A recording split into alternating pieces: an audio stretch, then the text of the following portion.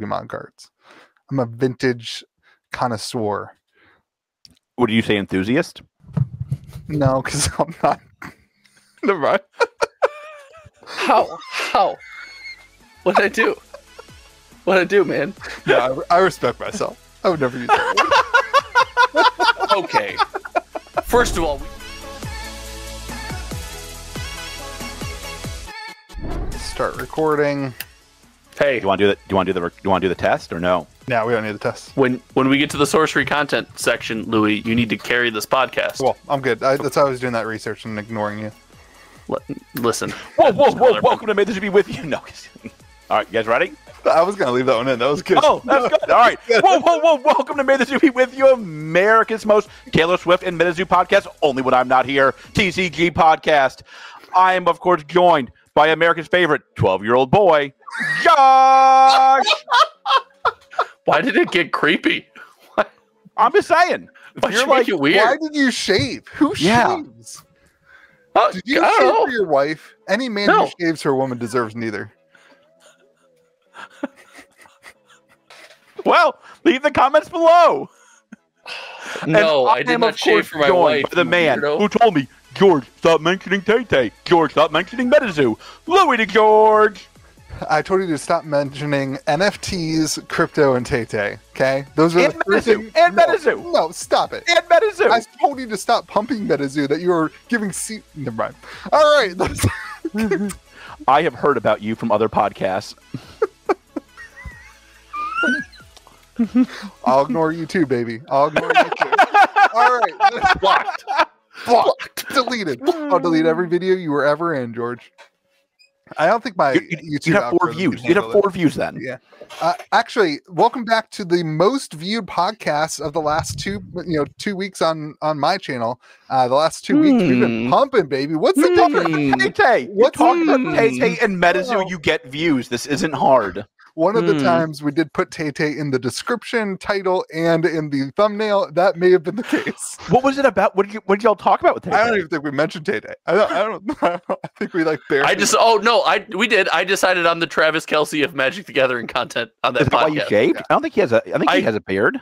I had a He probably can't mustache grow one. for an entire live stream. It was phenomenal.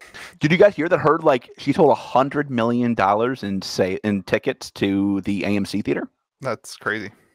She's amazing. Okay, so today what we are talking about, Only everyone, when I'm not here, we're allowed to talk about fun topics. That's George, the shut up. takeaway. We're trying to have a conversation. we're gonna talk about George and Toad. That's pretty good. Yeah, That's pretty good. I just thought of it. It's not even on the screen. I That's just pretty thought great. of it. No, when that's I pretty saw good. it. I'll give you that one. That's pretty good. See the word troll, I think of George.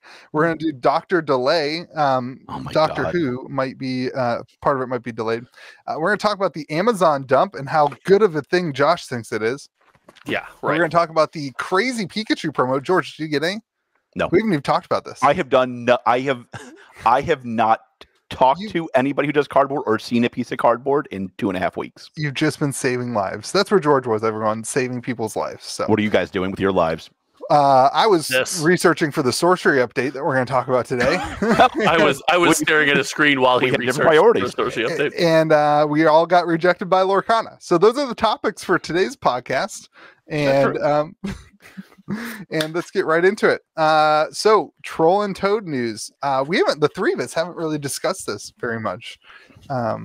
Josh, give us your thoughts on Troll and Toad. Why don't you give us a walkthrough of what happened? Why don't you give us a walkthrough of what happened? So Troll and Toad put out that they are done carrying Magic. Can't believe that Gathering worked. Singles and sealed product, effective date of January 1st of 2024. So those of you who don't know who Troll and Toad are, it's one of the oldest online Magic the Gathering retailers, about 30 years of being a store. They've been around since the beginning, and then in the .com boom, they started an online store. This is how I tell the story.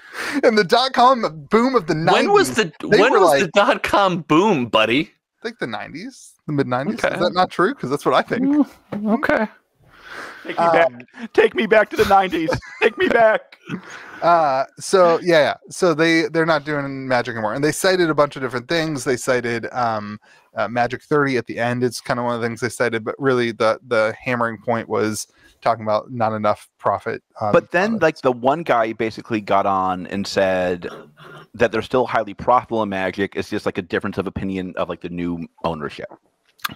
It's also they also cited the increased workload because of all the different variants and the rapid release cycle. So to me, that is absolutely the fairest part about singles, right? It's like, and also like if you mess up, you could really mess up. Yeah. Like with 150 different variants of every card and like, and I heard somebody go ahead. Sorry. I heard on the second best Magic the Gathering podcast, the guys over at MTG Goldfish, that there are like 1,000 cards in the Doctor Who product because of all the variants. It's only a 4 commander deck set and the individual doctors, and there's like 1,000 cards. Listen, it's not a small set. Like you have a bunch of new cards in there, so already it's not a small set. And then you had those variants, and I'm sure there's like commander exclusive variants that we don't even know about yet. You know what I mean? It's like that number. When that number, I was doing my dishes, and that came through my headphones. And I've done no verification on that, by the way. I'm just regurgitating things I heard on the internet. So but man, that blew my mind. I'm like, I get it. Troll and Toad. I was critical right now after they said that. I get it. So listen, I do think it's a big loss. Like I despite even I tend to believe the one guy who said like they were still making money at it, and it's a different reason. It's a personal issue. I tend to believe that. I don't know, but like it's a big loss for Magic, and I do think it's a warning sign. Anybody who thinks like this is a very big store saying this is no longer worth my time. And I think more than it is, I think it's probably not necessarily just profits. It's probably when you look at your books and you see that 50%, I'm speculating as we do best. Let's do it. You look at your books and you see 50% of your workflow and your time and your energy is going to Magic, and Magic is 5% of your profit, or 5, you're only making it when then you compare it to Pokemon. And you say, okay, it's 50%, and it's dude, they do a ton of Pokemon. You guys are rolling your eyes, but look at their dang website. Like, do your research and look at their website. It's Pokemon everywhere. Like that's what they are saying right now, is that they're selling more Pokemon than they are Magic, and their time. You guys are rolling your eyes like, oh my gosh. No, I'm rolling my eyes because you watched one video and reached out to one person today, and you've now thrown out do your research twice in the first 7 minutes of the podcast. You finally read something. We're very proud of you. Guess so we're clear, Hang in there, buddy. Just so we're clear, the front page of the website right now is Magic the Gathering, cards, singles, and sealed items. Because they're doing a 12% off dump. Then it's Magic the Gathering, Doctor Who, then Yu-Gi-Oh, then Scarlet and Violet, then DC HeroClix. HeroClix is great.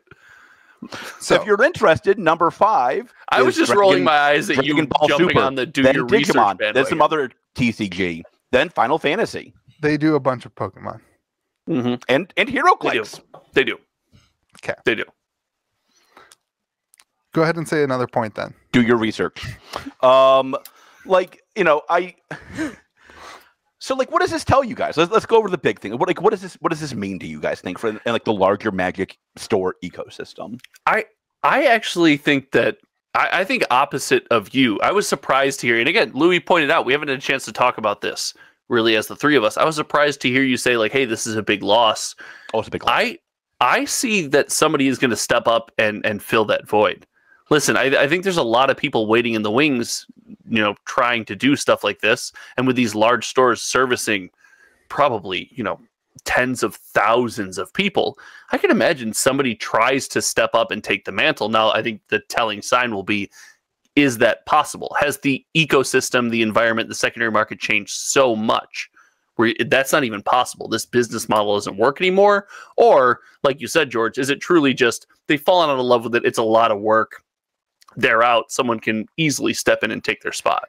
I feel like when I see Magic the Gathering in online sales, Troll and Toad is not the first thing that comes. No, to mind. Like this is where it's like, what's the role they're going to fill? Like, I'm not sure that like I think we're making a big deal about this. It's the number one topic of our podcast right now.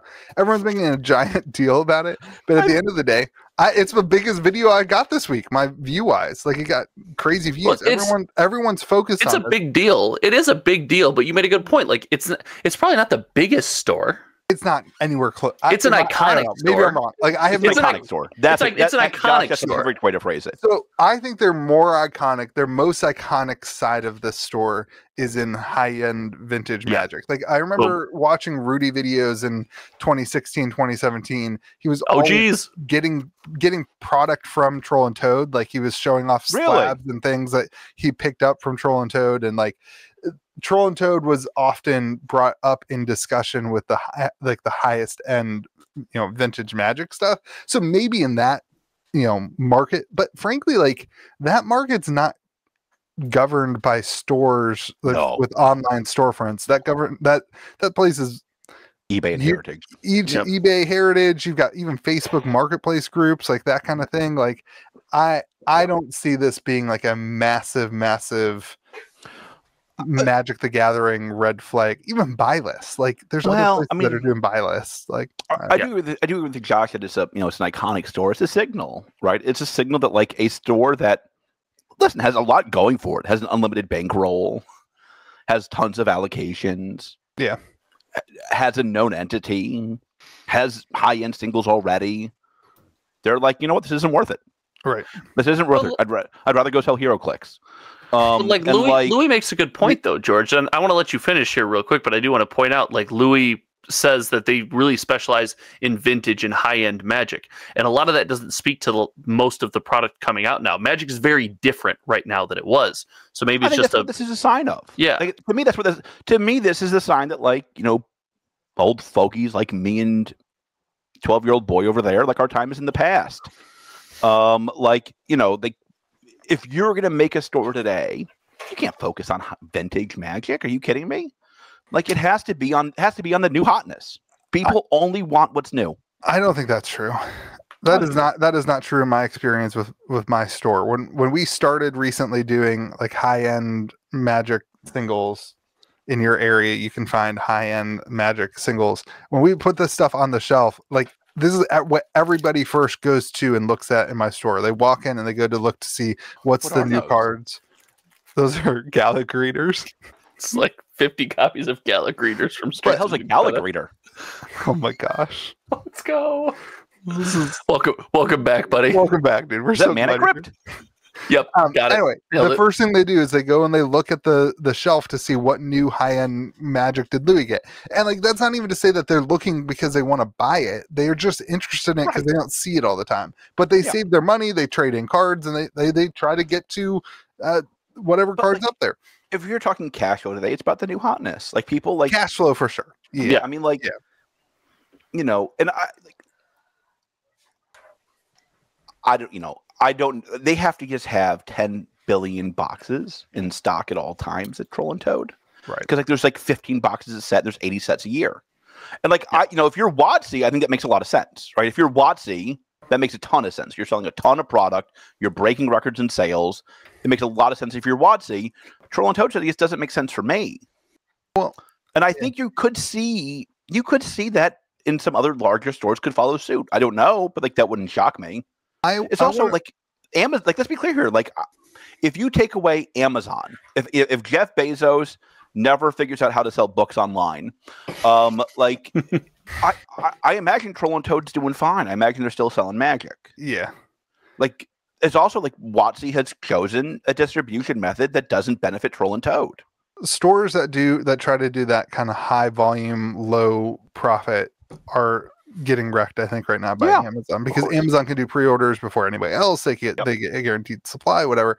I think another side of this is buy lists, and I could see where having buy lists on a public front-facing website could get stores into like a metric ton of trouble. Yep. Somebody posted in our Discord this week that they successfully buy listed a Ristic Study non-foil from the latest set, they successfully buy listed it for $655 because of the I'm sure what happened is some automated algorithm thing got jacked up in the buy list thing, and they approved it automatically because that's what happens on these websites. And like at the end of the day, like the store's not going to ruin their reputation by not taking in a card, right? So like I think a lot of these buy list stuff, A, it's automated and that kind of runs into a lot of problems, and then B, like the products can tank so fast now. If you put out a buy list for, I mean, even like some of the older Magic product, I've been looking at my older Magic product because we're doing an Ixalan draft this week, like original OG Ixalan, just for for fun, to gear up people for the not rivals. I did it last week. You did it this week, dude. Let's go. The Lost Caverns of Ixalan. We're doing Rivals of Ixalan the week before. Anyway, and so I was just like looking at some of the product I have and like the old stuff. I'm like, this hasn't gone up. This has gone down in value since I bought it 5 years ago. Like I thought Magic Seal product was only supposed to go up in value, right? And so like when you buy list something and then all of a sudden more product shows up at distro or more like thinking about like MH2 set boxes. Like everything just crashes in price, and now you can't move it. What's this about? Welcome back. Welcome back. Coming right at me. Why are you coming for him, man? What did I do to you? After him? Listen, we both have MH2 set box bags. So. Want to compare? No.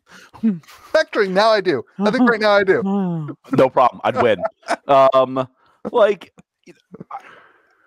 I've said this now for almost a year. Like I do think that the idea of investing in cardboard might be like.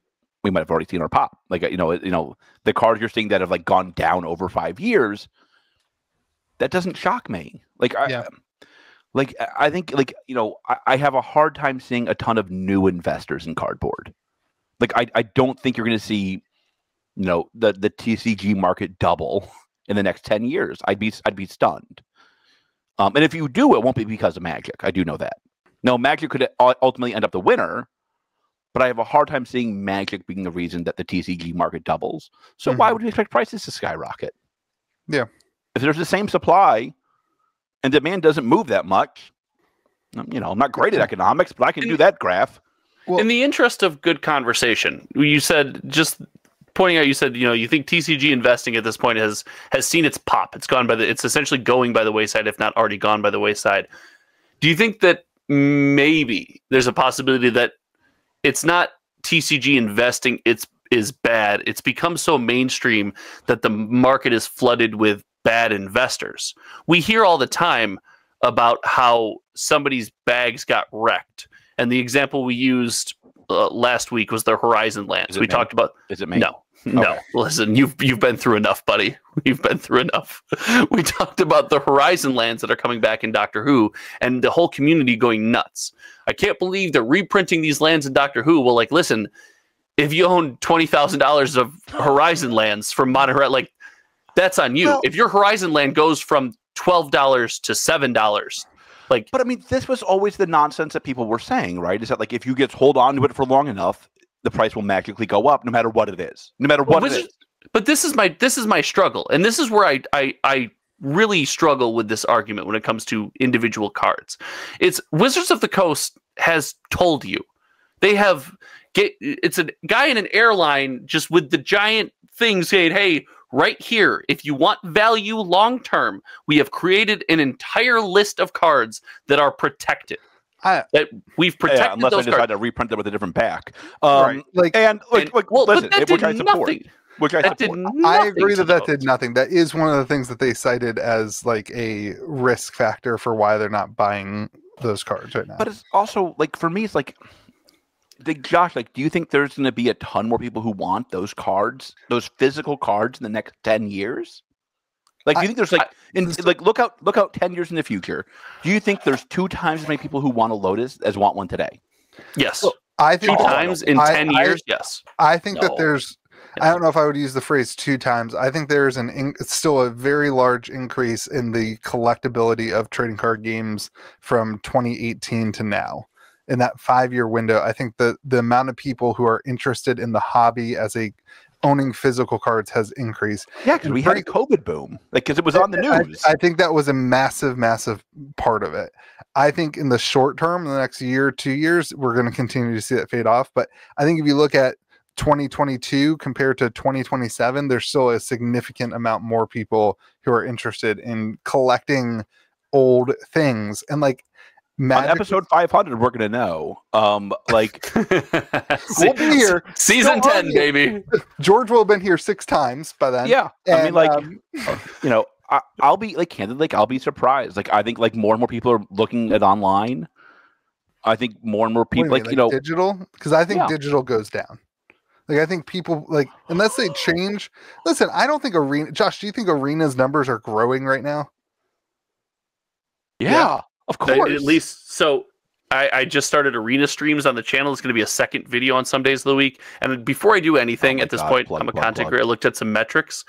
The metrics for Arena searches, Arena content views versus Magic content views over the last 2 years are very favorable. Nobody's going to play this physical game in 10 years. The physical version of this game. My heart can't believe that. My head sees where you're coming from. My heart cannot believe that. There's no shot. More people play physical Magic today than they did, I think, before the pandemic. Oh, God. I thought you were going to say something way crazier. That's a little crazy. I think less people are playing one-on-one competitive formats, but I think more people are sitting around a table together playing physical Magic cards today than ever before. Josh doesn't know whether to agree or disagree because you said thank God for Commander. I just hate you. I just hate you so much. I mean, basically said, listen, if it's any consolation, I hate you both equally right now. That's good. I'll take it. George, I agree with you from a logical standpoint. I disagree with you from a relational, the gathering side of Magic. Stop. People, no, there is. You don't care about it. You haven't George. Sat down with somebody and played Magic since your college days when you were 5 years old at Harvard. Oh God, Louis, we weren't born. I was going prodigy. Anyway, it was like a backhanded. What was that name of that company? Was it Prodigy? Was that a thing? Was that a company? There's a game store that scammed everybody. Yeah, that's what it was. I think they scammed everybody. If not, I'm sorry, Prodigy Gaming. I was about to say maybe Prodigy just caught a shot. Maybe Prodigy's game. Wait, what the hell? Watches us. Everybody but Tay takes hits here. Everybody but Tay takes hits on this podcast. I've taken 10 already. But I think dude, people like sitting around the table. Guys, particularly, this is not a sexist thing, but we don't know how to talk to each other. I'm not going to call up my buddy Robbie and be like, "Hey, dude, do you want to come sit on my couch and talk to me?" I'm not going to do that, but I will be like, "Hey guys, do you want to get together and play Commander?" And then I'll be like, "How's your life?" My wife, I'm too insecure about masculinity to talk to people. My wife will call her for. I'll come home and she's sitting on the couch, and on the other side of the couch is another human.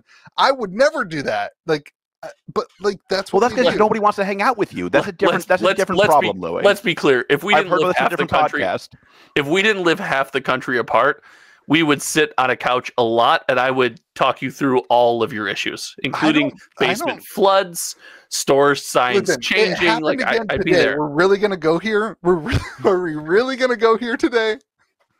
What? I spent way too long with 2 kids in my arms mopping up water today to have it thrown in my face. You're not supposed to use the kids to mop up your towel, buddy. Use a towel. Use some dead TCGs. You got tons of them. I could name some boxes that you could use to soak up that water. Throne card. Open and boost your packs as fast as possible. And the kids would love to open the packs. It's a win-win. Anyway, I think the gathering side of Magic is what keeps physical Magic alive. So what I think you will find is that less people will do that, and that will lead to the demise of the LGS, which will lead to the demise of that. You will have to have an incredible. It'll become more like an indie TCG problem, or you have to have population density to have games work. And as more people say screw it, I'll play online. I think that stores who care solely based on profit will go away. there will always be LGSs who exist as side businesses or small businesses for a local community to hang out and play games in. I don't really think that's going anywhere. I mean, but I think sure. Like, if you want to say like there's going to be a non-profit chain of like LGSs, no, I don't really know how to handle that. I think a large percentage of LGSs are basically not profit. Like, you disagree with me because you have a successful business, and I have a successful LGS in business, but I have been in more LGSs that are unsuccessful than I have been in successful ones. I heard they copy you. So I've never been in there, so that follows. Going back to Troll and Toad, like I think this is the warning shot. I think this is like the first. I don't think it'll be the last. I think to me, it's an old company. It's BlackBerry. It does. They're not keeping up with the times. Troll and Toad taking shots now. The game is changing. They are keeping up with the times. They got HeroClix, Josh. They have HeroClix. How many stores around do you carry HeroClix? Listen, stores right now, online retailers, stores, any number of people are making money on Magic the Gathering. It is happening. Every store, so if you don't carry, but every LGS. If Troll and Toad is deciding it's not worth it, then they're not keeping up with the Magic the Gathering business as it changes. I'm not saying it's changing for the better. Things don't always change and improve. They just change. The Magic has been changing. It is changing. They're not keeping up with that. They might just be bowing out. I see them saying that there's a shift in the TCG popularity, and they think that they can be more successful in other games like Pokemon and HeroClix, and probably some indie TCGs and some doing that stuff. Yeah. They're like, get out of here. Give me some of that card fight Bandai. That'll keep the lights on. You know what? I'm letting go of this Magic set. I want to pre-sell 200 boxes. Let's do it. Listen, I'm telling you guys. Like, I need that buddy fight system to really keep the lights on. You're all I have. When you're like, oh man, something's not worth the effort. When your whole pre-sale is 200 boxes, you're going to be like, oh, this is what not worth the effort actually means. Me saying indie TCGs was stupid. They quote Pokemon and Yu-Gi-Oh. That's what they talk about. So can I just say that like it's amazing that none of us know anything about Yu-Gi-Oh, despite like clearly I think like easily by a mile being the third biggest TCG. Yeah, that's fair. I can't tell you a single thing about Yu-Gi-Oh. I have so little interest in getting the gap between Yu-Gi-Oh and Lorcana is just massive. Because Lorcana is goat. That's because Lorcana can't print enough product. Of course, it's too goat. It's too goat. Can't handle the demand. Nobody can. Yeah. Anyway, they. Let's move on. They also cite. They also cite perhaps due to broader media tie-ins like movies or TV shows or even involving player demographics. I think that's one of the reasons that they're worried about Magic. That's silly. That's stupid. Why? Because like, what about Universes Beyond has led us to believe it's not successful? That's fair. Yeah, it's been wildly successful. That's not part of the conversation. They're saying it is. That's the movie. They're saying that Pokemon. They're saying Pokemon and Yu-Gi-Oh have so much marketing and growth because they have media and because they have movies and videos. Want to compare Jurassic World revenue in the movie theater to any of the Pokemon movies in the movie theater? Hey, Detective Pikachu was cool. Ryan Reynolds is neat, dude. Be nice. We want him on the pod. He owns a soccer team now. I'm in. That might work. You're right. That might work. We don't know enough yet. Want to go over Lord of the Rings? Like Final Fantasy. I'm in. God, I love Final Fantasy. I'm getting Final Fantasy is so goat. You should watch my streams. I do. I'm there to support. Which, by the way, you haven't been to support any of mine. Josh, I love you, buddy. When you get to 7, I'll probably when you get to Final Fantasy 7, I'll watch it. Support you all the time, man. When you get to 7, I'll watch it. Doctor Who, this one might not be that long. Doctor Who release day. Happy Doctor Who release day, everybody. If you're at my store, no, it's Friday, George, when we post the podcast. I'm talking to the audience, not you. Oh, man. Not everything's about you, buddy. This was so much easier the last 2 weeks. We have to actually work now, Josh. If you're at my store, we're doing a release party on Saturday on the 6th because we draft on Friday nights, and I'm not playing Commander on Friday night. I didn't realize we were pumping stuff. And if you're not at Louis' store, you can go to my channel and see all of the Doctor Who sales data for the official release date. Oh, if we're pumping stuff, I'm doing that live right now while you're watching this podcast. Just leave. Can you not draft collector packs? No, we're not doing that. And also, it's like it would have to be commander draft, and it's definitely not set up for that. Oh my god, commander drafting collector packs. We have heard from Disher. I have heard from Disher. I have not. They are expecting a second wave of product this week. That there was some sort of manufacturing delay, is what I was told, and that a chunk of the product is coming in later. And one of the distro told me that they are receiving more product. They think they're receiving more product on Wednesday or Thursday of this past week. So everyone's talking about this is short printed. We talked about last week this is short printed. I still think this is short printed, but allocations were way heavier. Allocations were way heavier last week based on them not getting all the product. And now we're gonna You ever watch one of those double Dutch competitions? That's how Louis makes modern Magic the Gathering takes. I'm not saying it's short printed. A lot of people are saying it. I mean, I'm saying it, but. So, before you go out and spend all your money today, buy your decks at your LGS, buy your collector box if you want to, or don't. But don't go online and buy every box up to $300 thinking that you're going to make a wave into the market. That's because every great store take. got 6 boxes. You know what I mean? That's a great take. Yeah. Don't go spending your kids' college fund to try to double up. It's not going to happen. And don't great go chasing waterfalls. Continue. Yeah, stick to the rivers and lakes that you're used to. Yep. Go. Josh, I know you refuse to share your data with us on the podcast because you want to pump your own video, but can you give us I gotta say, I do love it. Josh, I want you to know I give you mad respect for that. Like, I will bring down this podcast if just one of you stops walking to go to my channel. Buddy, I respect the heck out of that take. I mean, I know we brought you on to the podcast as like a favor, but as a favor, I make thousands of views for you every week. Thousands of views for you every single week. God, I think there's got to be a video of you on my channel that I can go private now. There's got to be a video. There's got to be a video I can go private right now while we're live. I gotta go find a video of you. I'm taking down one video of you.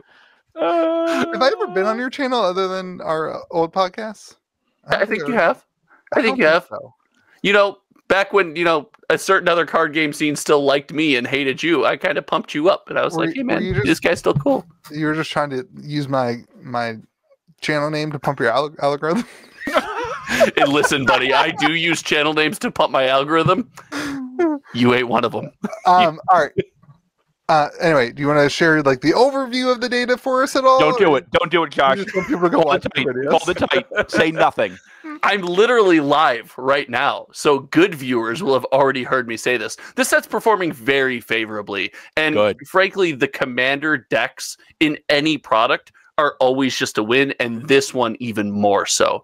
I thought it was 40 cards. I mean, is it 50 cards? 50 unique cards? 50, yeah. I think it's 50 unique cards in each deck are a massive hit. The fact that people can go, I buy the deck, I know what I'm getting. Like, hey, I want these couple cards, they're in this deck. Boom, I got it. And there's 2 of them are still under $50 on TCG Player. What are the big cards in the set?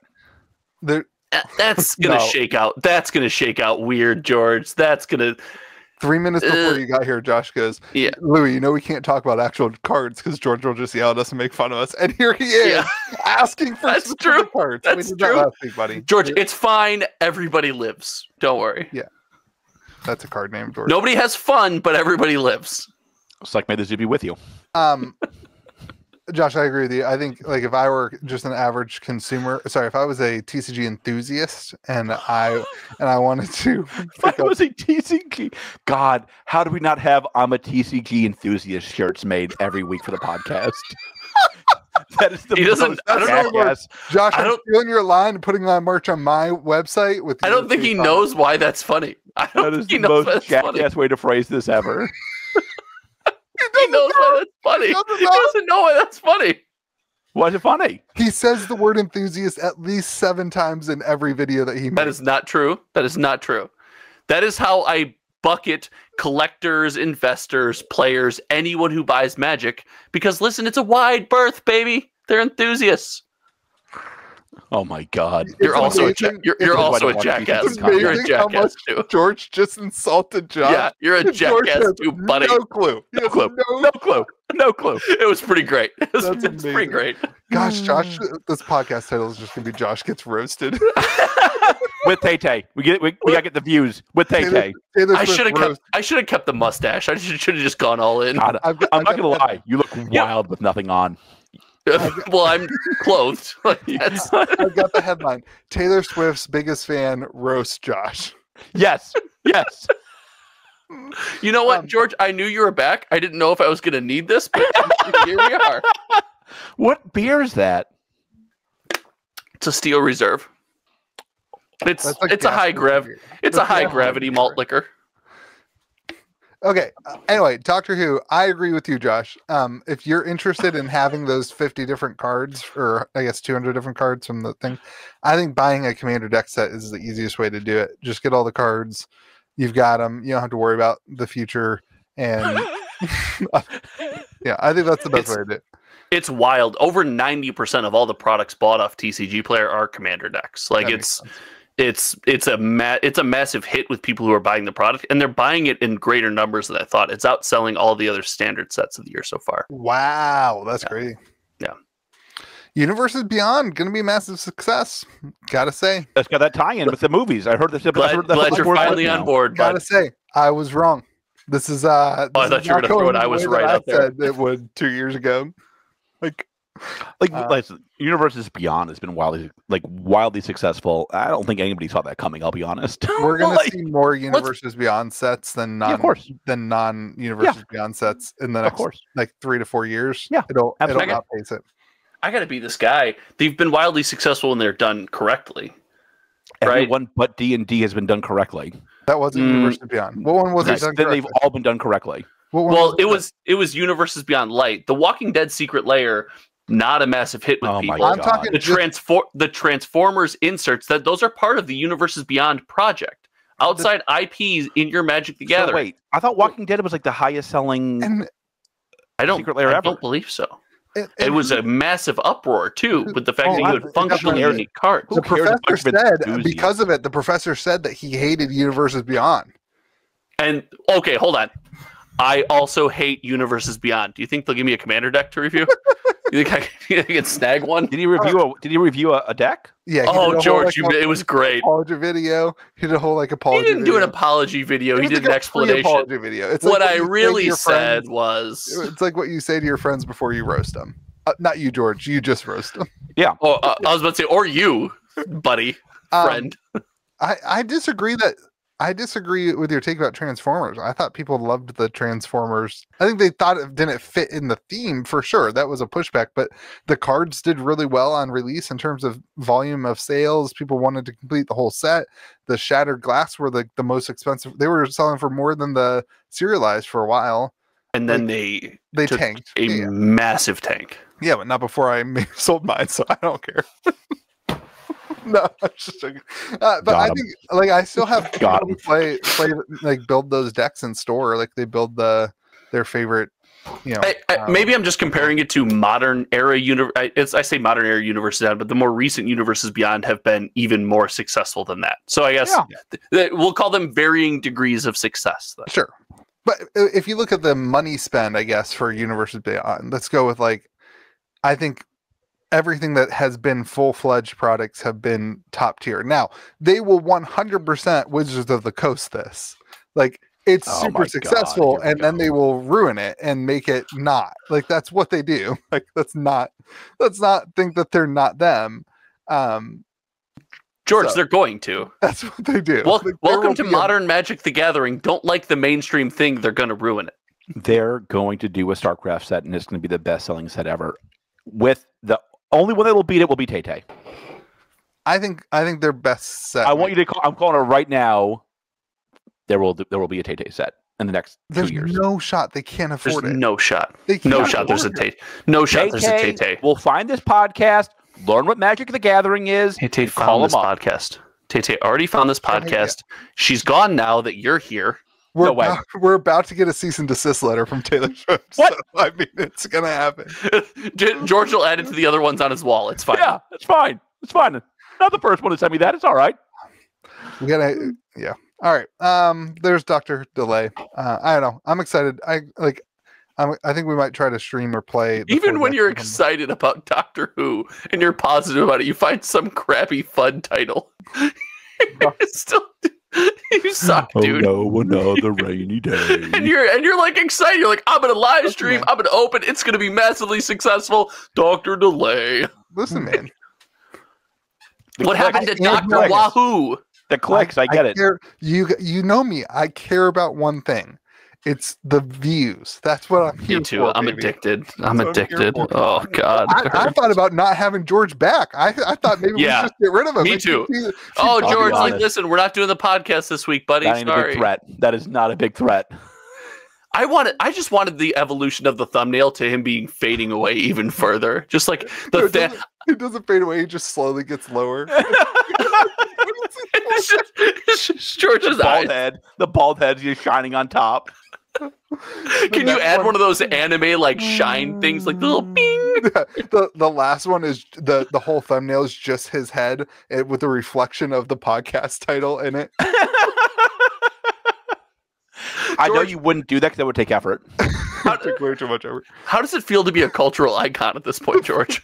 Talk about effort. The first time I didn't even take him out of the. I just put Taylor Swift over him, and you can see him behind Taylor Swift. Is that true? Yeah. As someone who has worked very hard on thumbnails over the past 8 months, I was offended and also very proud of him. I know what my viewers want. I know it's amazing. I respect. That's really amazing. All right. Speaking of what my viewers want, let's talk about Amazon's dump. I can see your address. No, you can't. Oh, I'm not editing it. Everybody go to Josh's house. Party at Josh's house. It was at Josh's house. I got to go see my goddaughter. No. What? What? No. That's what you told me. You told me it was a goddaughter. Listen, you didn't want to pay the fee. It started granddaughter. I'm in my mind. I'm just thinking about Josh's mom and George. That's all I can think about. You guys are the worst. So, all right. I know the podcast is less informative when I'm on it, but it has to be a lot more fun. You guys are the worst. Not for Josh, but for everybody else. You guys are literally now. You know what? I'm opening this box for the first time while Louis introduces the Amazon dumps, and I'm about to realize that I got scammed with repacked boxes. Oh my God! Amazon. I hope so. That's about to happen right now, just because that's this day. That's this day. Thanks, friends. Thanks. Well, that's what you get for hating your local game store and buying on Amazon. That's true. What's your channel sponsored by again? MinMax Games. You can go to minmaxgames.com to buy all your Magic the Gathering products. Shout out Peter and Sam. Peter Goat. Oh, they look. Trust me, I didn't buy anything they'd be missing. No. That's why I bought it. No one's tampering with that crap. Who buys that? Why did you buy that? I would have sold you every box of Epilogue I have at whatever price you paid. For more expensive than Amazon. What'd you pay and not 5% cash back either. I would have matched it as free money. What did you pay on Amazon for that? Enough. What did you pay on Amazon for that? Enough. Oh, really I'm sorry. Did you not do your research? Yes. Did you not do your research? I'm sure it's not on my. But I'm sorry. You're a content creator on a major Magic the Gathering channel. You're right. Do your research. I'm the worst. I did love your Troll and Toad do the research, only for you to be absolutely wrong. But what's on their front page? That was my favorite so far. I like that he thought I was rolling my eyes at his take. I just couldn't believe I was getting yelled at to do my research on this podcast. I would never do that, Josh. I want you to know that. We've done a lot of research. A lot of the Prime Day sales are already over, it looks like. But the one that I thought was the craziest was Dominaria Remastered collector boxes at $167. I want to take you back in time. $15 below our cost, George. I want to ask you a question. Did you ever imagine that Brothers War collector boxes and Dominaria Remastered collector boxes would be on the same page, offered for the same exact price? No. Did that ever cross your mind? And when that crossed your mind, did you consider that the Brothers War would be at a bigger discount? Because that was the scenario. Brothers War was at a larger discount and the same price. I didn't. Why was Dominaria Remastered so cheap? I never saw the Brothers War collector boxes. That was one of the Prime Day deals. $167. Yep. Dang. They were the same price. I couldn't believe that. That caught me off guard. I would have bought a bunch of Dominaria Remastered at 167 because that set does super well. Like in store, people like opening Force of Wills. It's a good card. Library. That and Doubling Season. I have a damaged Sylvan Library here, Josh. Josh, look at my damaged Sylvan Library. Oh my God, what happened? Got ripped in store. This is how I salvage anything that gets ripped in store. Jeez. Do you do flip it or rip it in your store? No, I do not. I did flip it and rip it on a live stream with hundreds of viewers, and I got to tell you, didn't see the controversy, didn't see the big deal, learned my lesson. Toot sweet. You know what? I'm going to say it. I can't stand it. I hate it. I've always hated it, but when people want to spend money on packs, it's not my stuff, man. So my theory's always been the people who did it. I get cool cards to add to my decks. The people who did it on my stream, they bought the boxes. What do I care? It's their cards. It's not mine. Yeah. I hate it. Not gonna say I don't participate when somebody wants to spend money though. So yeah, they own the cards. They can do whatever they want with them. I gotta run the store. I gotta make money, baby. Anyway, plus it's obviously worthless. Amazon's throwing it away. So, I bought a new phone on Amazon Prime Day deal. I just got a new phone too. I got the new iPhone. Are you going to use it to make content? Is it a business expense? I don't need to make content with it for it to be a business expense. It can just be a business phone because I do call people. So that would mean someone would have to call you to buy something. That's not happening. Think that's how that works, but Godspeed. 100% how that works. I'm in. God, I hope this podcast is cited in your court case. I do use it to make videos all the time. SPF? All right. So the other thing you have, Innistrad Midnight Hunt. Are you Carolyn? No one's surprised at that. Actually, I saw their price and I was like, I think that's too much to pay for Innistrad Midnight Hunt. How much was it? I had the same thought. $70 for draft box. Jesus. Why is that set so bad? It's 75. It's 70. It was $70.99. I'm showing it on the screen. Do your research. Yeah, do your research. Set boxes were 75. Oh, who's buying a draft box of what? I sell draft boxes all the time in store, like random. Okay, stuff. Who outside of West Virginia is buying a draft box? Draft. You know, people play the game, you guys, right? You know that people actually they do it on release week, and then they move on. Brothers War set boxes at 76. George, you fleeced me. They have Dominaria United bundles at 25. You fleeced me hard. Yeah, so I don't know. There was nothing really that surprising to me other than the Dominaria Remastered collector boxes. But that's pretty stunning. Yeah. That was a hot set. It was a hot set. It was a lot of fun. I think this is a function of how much of that product they printed. They hadn't really turned the corner yet on printing fewer boxes. Yeah, that's true. Yeah, remember we didn't get allocated on that at all? That's right. I forgot about that. I forgot freaking out. Being like, oh my God. Remember how many draft boxes I got? I was like having a bad day. That was rough. That was a rough week. Thank you to all the patrons who bought boxes at cost. Shout out. Free shipping. Troll and Toad.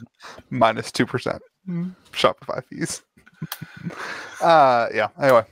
Amazon dumps, I don't know. Josh, you say Amazon dumps are good. I'm curious on your take. That is not the case. I'm also curious about your take. That is not the case. That is your thumbnail of your video watch. I didn't have time to watch the video. So that is not what my thumbnail of my video said at all either. That is not. That's the way I understood it from Louis. I just hate it here. All right, tell us your thoughts on Amazon dumps. Meanwhile, I'm going to pull up your video because I'm pretty sure you're just lying to me. Good. I hope I am. The Dominaria Remastered and Brothers War collector boxes, I think, are indicative of problems. We talked about Dominaria Remastered being the problem of overprinting. Brothers War, I really think it's a set that we haven't taken to yet. I think it's a lot better than we're seeing. And also, I think it suffers from we don't really have a place to put these cards. However, things like Midnight Hunt and Crimson Vow set boxes being on super sale on Amazon, I don't care about. Listen, that box was already crazy cheap. You're not screwing the LGS by selling those at $75 because the business of Magic has changed. If you're still stocking your back room with Magic, hoping it goes up 5% every week or whatever, you're just wrong. The Magic model in the rapid release cycle era is buy it, get enough to suffice your community, sell what you can online, make your money, and move on to the next thing. If you're still holding on to those, you're like, oh man, what am I going to do now that it's on sale on Amazon for $75? That's on you, not on the Amazon model. That's my take. So I agree with the Innistrad conversation. I think though that the knowing that there will always be a Black Friday sale or an Amazon Prime Day sale, there's like every 3 weeks there's one of these Amazon sales, right? Knowing that there will always be something causes LGSs to basically be like, I'm only ordering what's going to move on release week. Yeah, like the big loser in this actually isn't LGSs, it's distribution. Well, and I think that's the big problem though, because the Magic model is distribution. Like that is the only way for stores to get product. And then it affects, like, frankly, it affects all the other sets, right? Like if you stop ordering, if you troll and toad your Magic order, then when something is hot and your customers do want it, you now can't get enough of it because again, it's just the way that distribution works. So I take the side that if Magic is going to go direct to consumer utilizing Amazon's fulfillment, which is what they're doing, then they should not be selling to LGSs. They should just hold on. Like, wow. If the option is Amazon dump or no Amazon dump, if that's our conversation right now, I'm on the side of no Amazon dump. Don't break the system. You built a system. It's worked for the last 30 years. Don't break the system. Don't try to put me, close every LGS. Yeah, don't try to put me in this hole where you're like, I'm against Amazon. Like, if that's an option, yes. But that's not the world we live in. That's not reality. How is it not, though? Because could they not just, in an alternative world, could they not just take the product? They're selling Dominaria Remastered at below the cost for distro. Could they not just get rid of the Amazon fees and they have to ship it and they have to do all the thing and they have to, pay for storage and do whatever? Could they not just sell it to distros and say, hey, you have to sell this product to stores at $155? Yeah, they could, how many of those but let me tell you how it's not. I would have bought it. I almost reached out to my rep and been like, hey, can you price match this? Because I'd rather get spend with you than on Amazon. Like, I would have bought probably 3 cases of Dominaria. Yeah, that's the problem. Boxes. Is that like they're selling thousands and thousands and thousands of boxes? You just asked me, how is that not the case? Let me tell you how what you laid out works. Makes a lot of sense. How it's not the case is that's not what they're doing. That's how it's not the case. That's not the world we live in. That's not what's happening right now. So my take about the Amazon Prime deals today is grounded in the reality that they are happening. If we get the magic wand to wave it and say we're not going to do this anymore, then yeah, I agree. No more Amazon dumps. But listen, and also like the other problem isn't just those boxes. It's like how many boxes of Midnight Hunt are you going to buy at 70 or 65? That's fair. That's fair. And also, not every set goes on sale. Not every set is on Amazon. That's not the take. Really cool thing I'm not. Track, though. I'm not buying it because it's going on sale on Amazon. If only we had a data expert. That would be a cool thing. Oh, I'm a data expert now. I've been a lot of experts this week. I think we should have an Amazon dump tracking spreadsheet where it's like every Magic product and like what TCG player cost was on release, and then track all the way. Does it get on? Josh? It's not going to be a website, or it's not going to be a spreadsheet anymore. It's moving to a website. Wow. Nerd. Only for members of the channel. Nerd. And you can become a member for five small dollars a month. Instead of buying a coffee today, I'm not a member, and I got to watch his members only video for free last week because he posted it.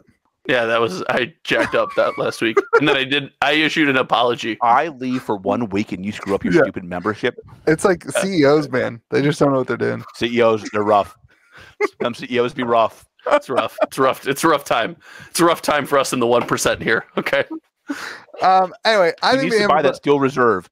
You could have your alcoholic beverage every week sponsored by one of your members. Your $5 went to my Steel Reserve can. My Friday Morning Magic coffee, my live stream coffee, is sponsored by the most recent channel member every week. Who sponsored your Steel Reserve? Did you steal that idea from George? You, and having to have you on this podcast. That follows. I don't know. Amazon dumps are not going anywhere. I mean, it's like... Yes. I can't believe you tried to paint me in that corner. I hate you so much.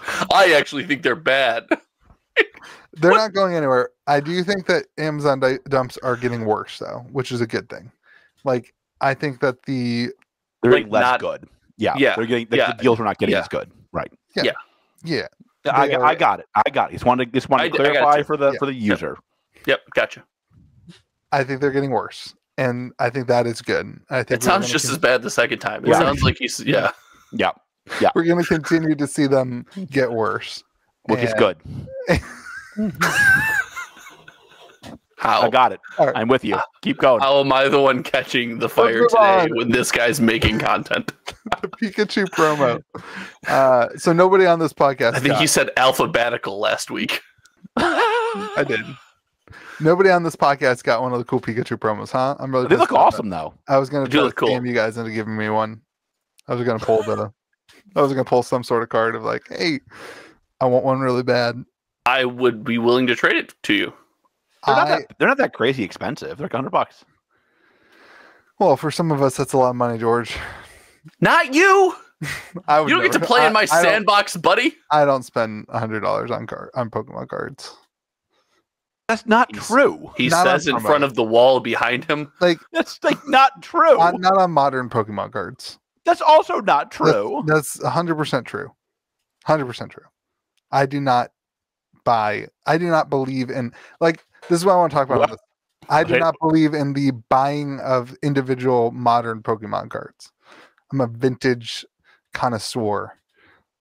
What do you say, enthusiast? No, because I'm not. Never mind. How? What did I do? What did I do, man? No, I respect myself. I would never use that word. Okay. First of all, we all know you don't respect yourself. Stop lying to the viewers. I respect myself.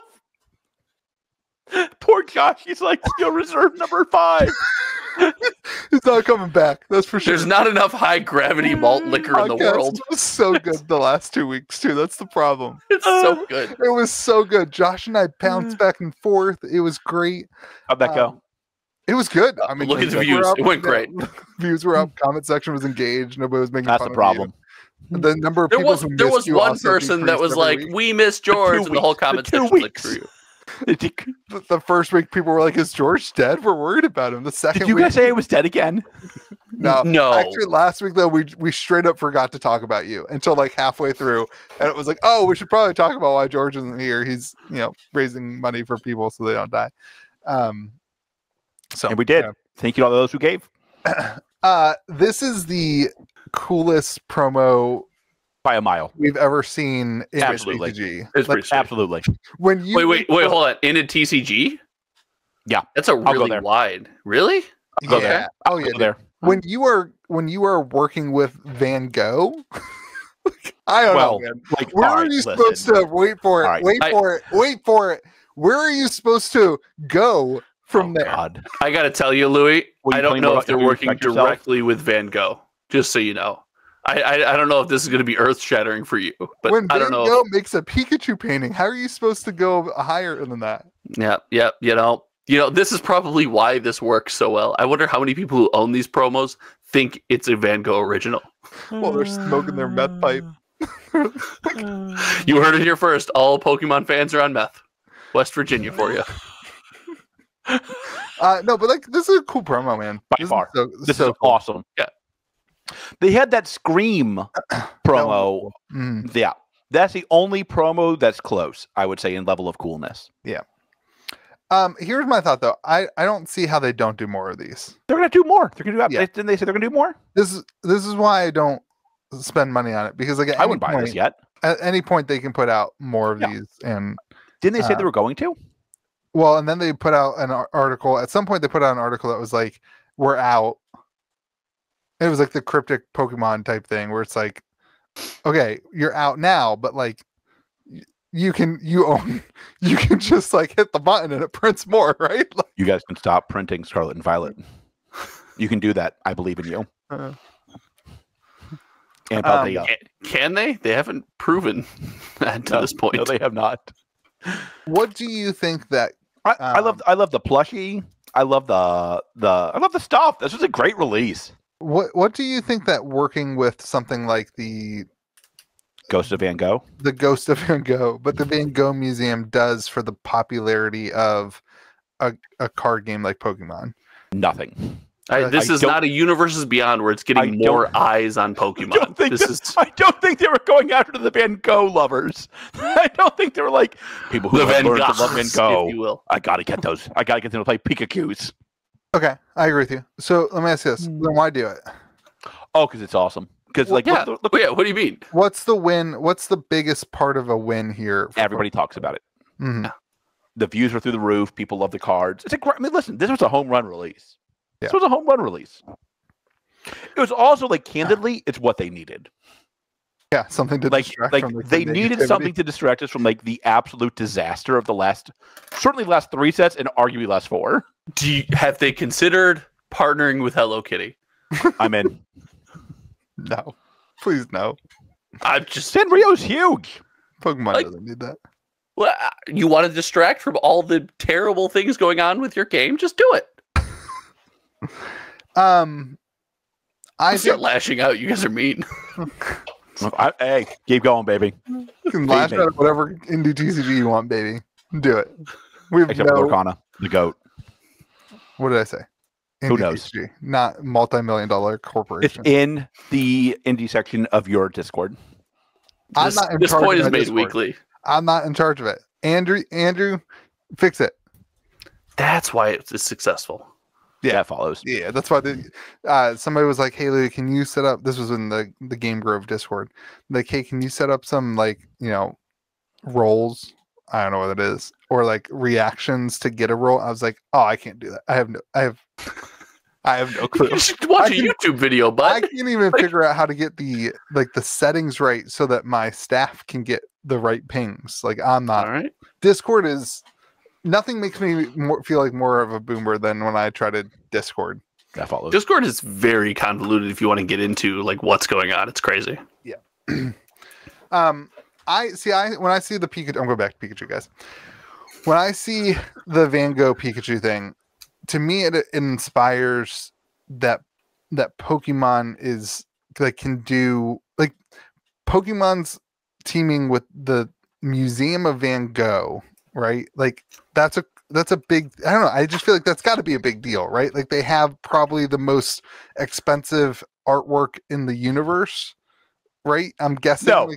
No, that is incorrect. I know somebody who likes Van Gogh. It is not the most expensive artwork in the universe. What's more, Pablo Picasso? The Louvre has pieces that are many multiples of anything in the Van Gogh Museum. Is my guess. Okay, it just gives me confidence as like. What does it give you confidence in? That the Pokemon IP is growing and strong, and people want to work with them. Like they're not necessarily the one making the phone call, but people are calling them to do things and to work together. Does that make sense? So you think and is this confirmed? Am I learning this right now? Did the Van Gogh Museum pick up the phone and call Pokemon and say, "We want to make you a Pikachu"? I have no clue. I'm just an enthusiast. But we're just speculating. But your whole argument is based on the fact that Pokemon's not the one making the phone call. Okay, well, in that same vein, you don't think a Van Gogh or famous landscape, so in case you're wondering, Louis, some other notable partners in their museum. Okay, all right. Heineken, Hyundai. Never mind. Take it all back. JC Deco. No, you had me on Hyundai. I take everything back. You win. I take it back. American Express, Bloomberg, those are good. You don't have to rub it in. Hyundai? Hyundai's are goat. Is that what you have? Yeah. Ugh. Why do you like Hyundai? Aren't you like Mr. America? No. I had one American car. It was my only American car. It will be my last American car. Shout out to Ford.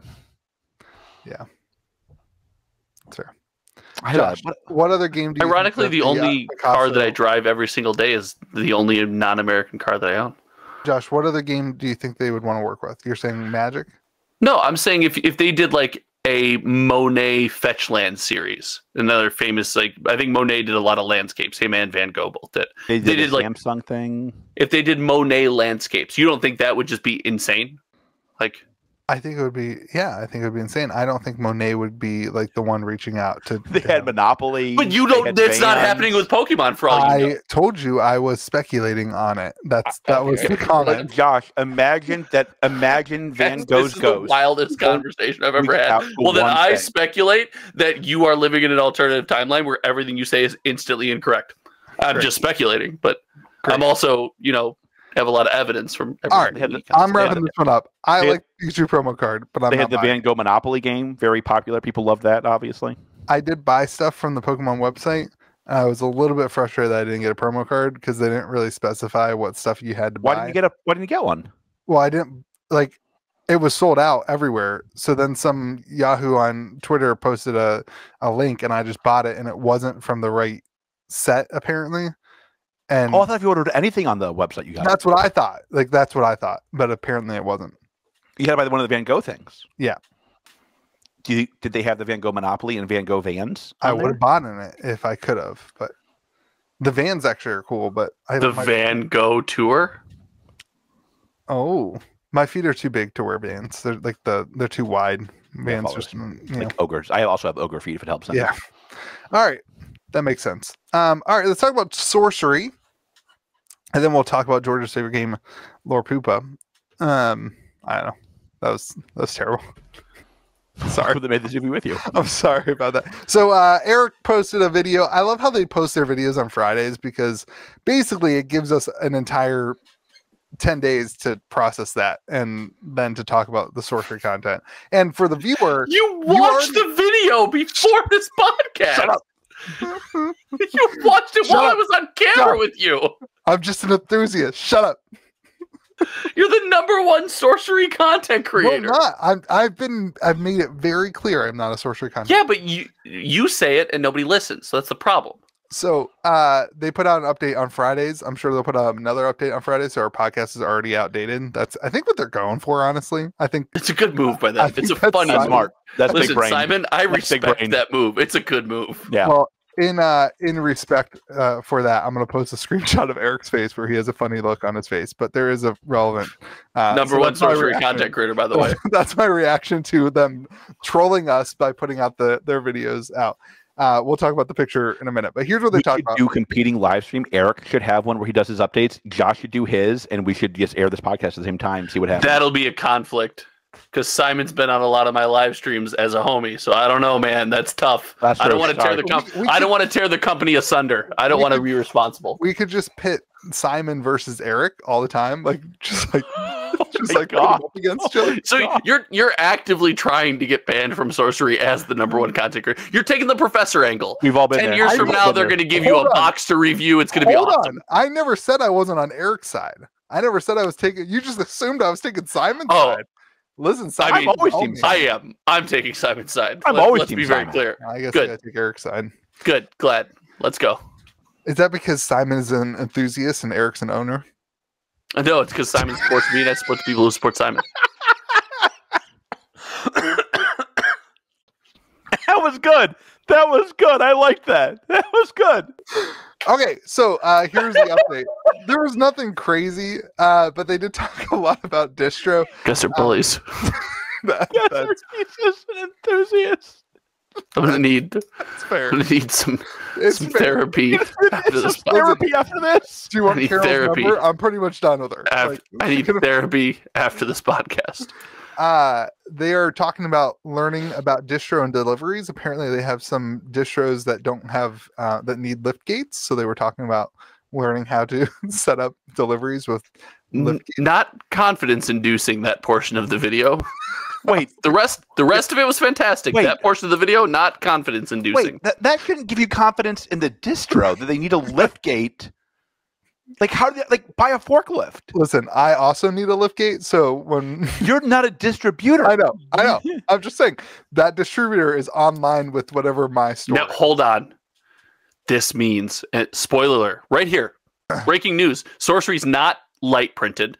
There's a ton of it available, so much so that you need forklifts to bring in all the sorcery. Confirmed right here, right now, on Louis' channel. Louis, great for you to give us that scoopy. Thank you, buddy. You don't need a forklift. Like, what distro wouldn't have what distro? It's one of the European stuff. Who cares about Europe, man? Like, come on, get some freedom. It's not a freedom. Yeah, I agree. They've also fake money. Have you seen the fake money over there? It's crazy. They've also started ordering paper for the next set, for the next sets. So that's good. These are great. This is great scoopies. This is great content. Continue. I'm delaying the scoopy because I do have scoopies to talk about. They're focused Scoopies from a public video, mind you, by the way. Yeah. It's on Facebook. I've been there, Louis. It's all right, buddy. Their public video. They're publicly excited about beta being side by side with other games. So they are talking about they want beta to have enough product to be on the shelves. Which this brings up. PhD got their kind of allocations in, and they do seem way stronger than Southern's allegation. I don't understand. Yeah, like way stronger than Southern. Something like, so here's my question. Is one of them wrong?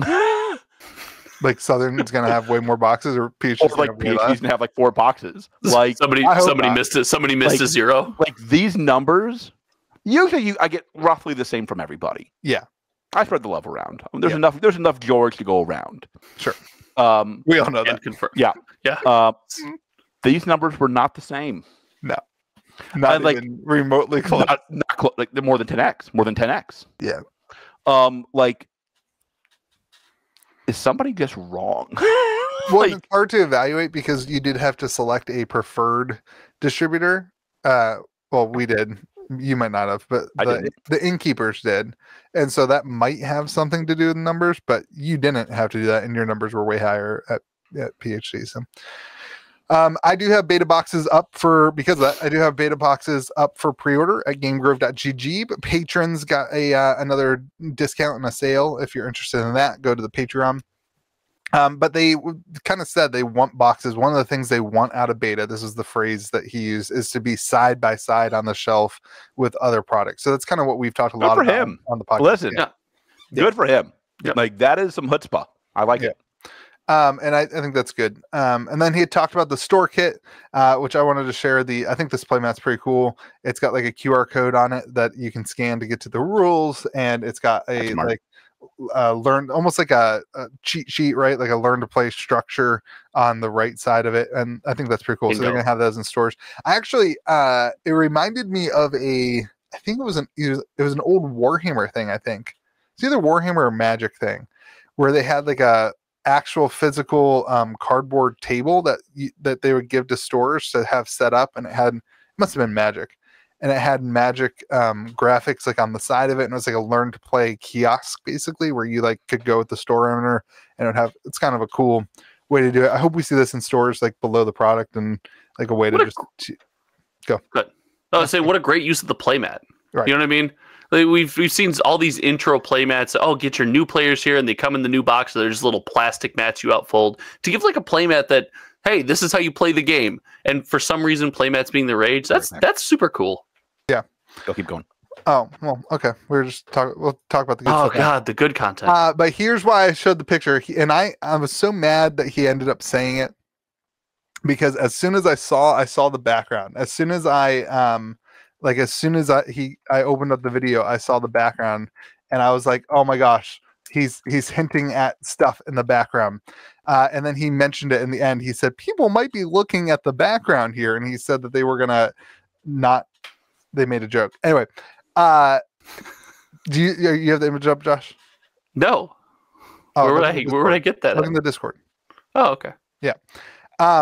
So about a year and a half ago, it was kind of spoiled because it's on Elvra Shakarov. I'm not pronouncing that right. Oh, yeah, we've talked about this. On her art station or on her online thing.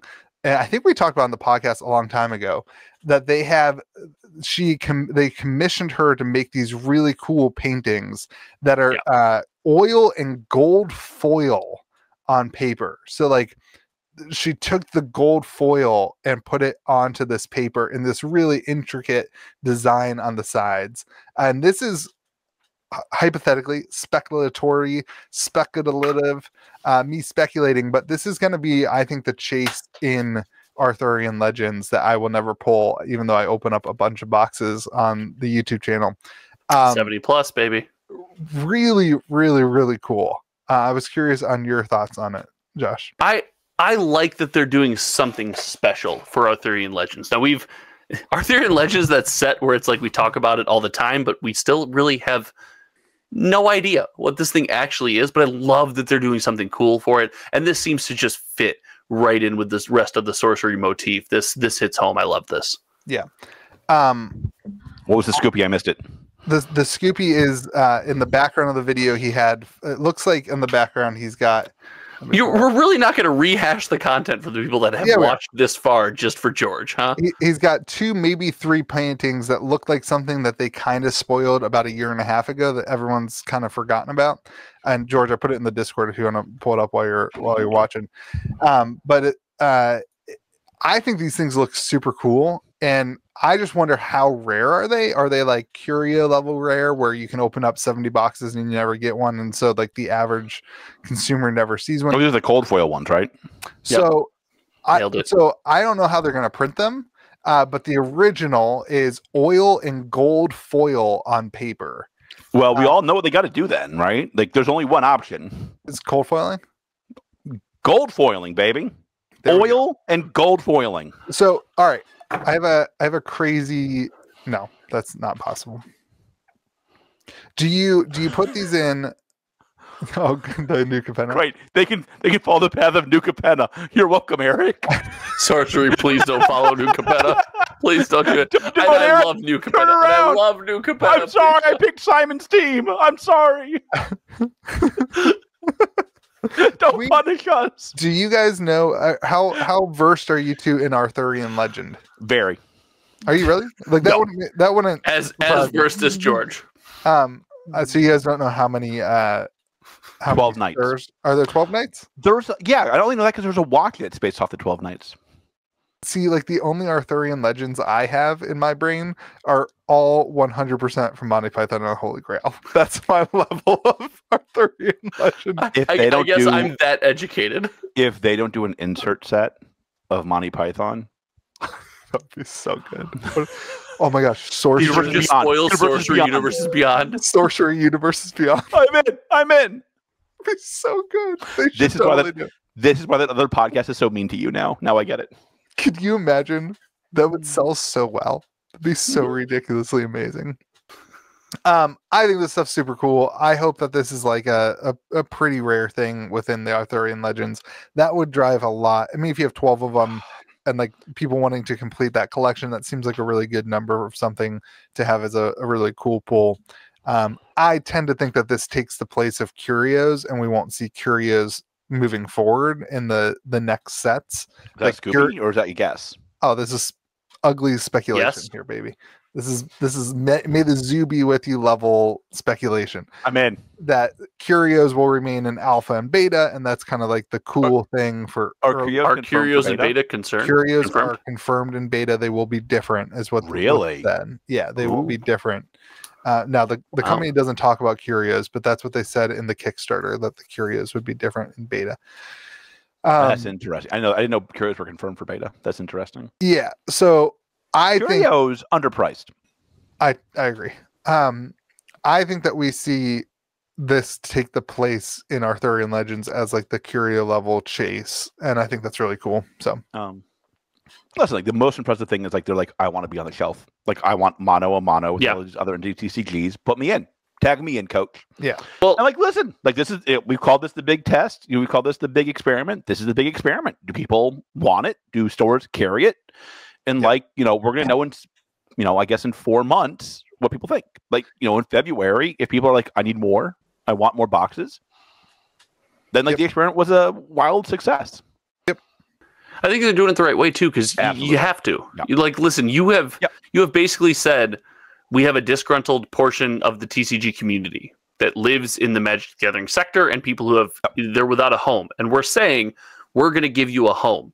Yep. And if you were to back out and say, I don't want to sit on the shelf next to those games and give them an unfamiliar experience, I don't think that's the right way to go about it. To say, hey, we're offering an alternative experience and sit next to what you're pushing back against is the right way to go about it. And we've also seen more and more indie TCGs try to get more and more competitive, which I think is just like the absolute wrong play. Yeah. And so like they're like, listen, like you guys can all fight for the same 20,000 players that like want to grind every weekend. God bless. Yeah. I'm going to go for the other 50 million of people who just want to hang out with their buddies because Louis is insecure about his masculinity. Like that's who I want to go after. And like there's a lot more Louis than there are grinders. Right. Plus One Piece is stealing all the grinders anyway. Is that true? Are there a lot? Is One Piece like a competitive grinding game? It's just stealing that kind of crowd. Like, is it really the one-on-one gameplay crowd? Like, I think Lorcana is stealing away from like 4-player command. Like, I see more people excited to play 4-player Lorcana than one-on-one Lorcana. 4-player Lorcana is frankly better than one-on-one Lorcana. Both are goat. Listen, I think that to me is a really good move by Sorcery. Like I do think let these 4 games all fight for the same 20,000 people. Who cares? Yep. There's nobody there. There's 20,000 people. And there's also very little growth there. Yeah, because people who are looking for a competitive outlet are finding it through digital clients and online at their own leisure. They're not having to travel, spend all this money. Like Marvel Snap, that's snatching up a bunch of people. Oh, dang it, I missed it. That's snapping up a lot of people. Oh my god. It's also like, I don't know. Like, if you want to get big, if you want to be like really successful, you got to go after casual play. We've always said this. You need it. People are choosing to spend their free time with you. You need to give them entertainment during that free time, not a second job. Yep. 100%. Yep. Last thing to say about the artwork, I want to give a suggestion, as we often do. Oh, Lord, here we go. I would absolutely love as a game store, and we're always talking about Sorcery needs more products and more things. I would love to see a case. Let's assume that we are right about the 12 nights. I would love to see a case. You be able to, as a store owner, order a case of binders, and in the case you open it up, and it's one of each of the artworks that they do for this. The front is the Arthurian legend, the knight, and the back is the same kind of textured, like whatever. Terrible idea. Why? I was right to leave. Why is that a terrible idea? Because like, what if everybody likes the one artwork and you have to order another case of 12 to get more of that one? Oh, see, I think people would want to. I think there would be people that would want a set. Yeah, those 3 people would want all 12 binders. I would want a set of 12 binders. You're the number 1 sorcery content creator. I'm not a sorcery content creator. I don't know. I think that would be really cool. For you to keep pushing back against. It's a weird pushback. It's just a meme. It's a meme, dude. Like, it's weird from you. I'm a meme, bro. I'm not an enthusiast. What's a meme? Is that like an NFT? I'm in. I don't know. I think it would be cool. You guys can hate it. That's a terrible idea. Don't do that idea. That's a terrible idea. That's a horrific idea. Why is that? Why when you show up anywhere does everyone have the same binder? It was Simon's idea. I just it wasn't. tricked both of you. No, that's fine. That's fine. Simon, if that's your idea, I disagree with your idea. I'm just trying to earn my friends again. It's that masculinity thing I have a problem with. All right. Speaking of things I have a problem with, let's go to Lorcana. I'm in. Goat. Josh, you taking this one? Oh my god! I don't know what you want me to take. There's not enough White Claw in the world for this conversation. What flavor White Claw are you drinking? This is the one that realizes Ravensburger just keeps dropping the ball. Can I say that, like, I don't drink? I very rarely drink. Mango White Claw. When he does, it is a blast. It is a blast. That is true. He is kind to the people. When I do, he is kind to the people around him. I have spent what, George? We've spent what, a total of 4 or 5 days in person together. And it cost me to drink on one of them. I think that day when you were drunk was so funny. So like, that's probably the last time I had, let her rip. That was a good one. had one too many. So the big Lorcana news this week, getting us back on track, because Louis told me I need to be better about doing that, because not only does he criticize me on the podcast, he calls me and criticizes me afterwards. This is fair. Yeah. Tay, MetaZoo, we've been there, Josh. I get it. Continue. Lorcana is apparently turning down new applications for game stores trying to become partners or in their organized play program, and they have stated the reason to be... That's not true. They said they didn't make enough boxes, bro. They said they would delay it till set 3. They why? clearly think that why? They clearly think that set 3 is going to be where they get their production issues correct. Do you? Yeah. Like it's a timing problem, right? Like they just got to get more printer time. They ordered it. It's not going to happen tomorrow. Like this is not that hard. Like they need to order more time. They think they'll get it done in sounds like Q1, Q2 of next year. That seems reasonable to me. Listen, whoever wrote what is on the screen to Kingdom Games has a bachelor's degree, a master's degree in rejection. They are amazing. I wish that the girls in high West school Virginia University would have let me down. Your master's in rejection letters. I wish that the girls in high school would have let me down as easy as they let down Kingdom Games.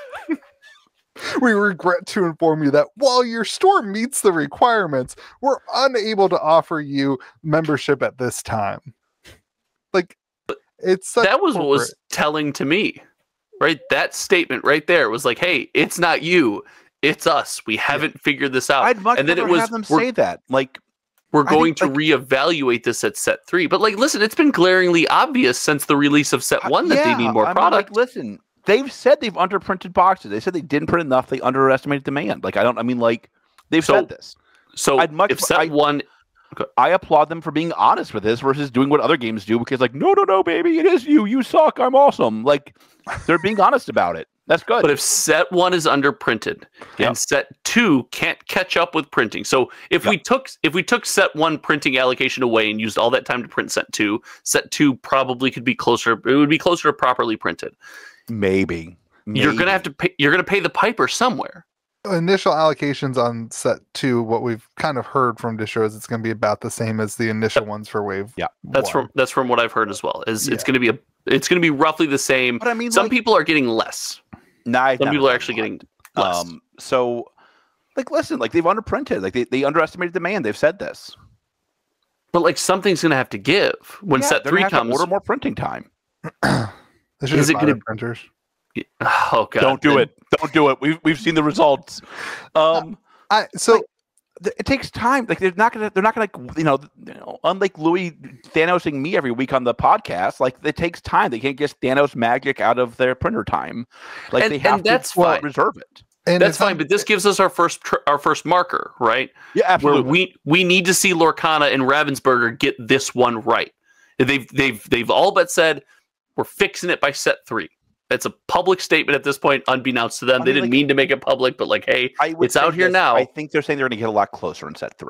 So, like, I think the problem is probably not necessarily printer time.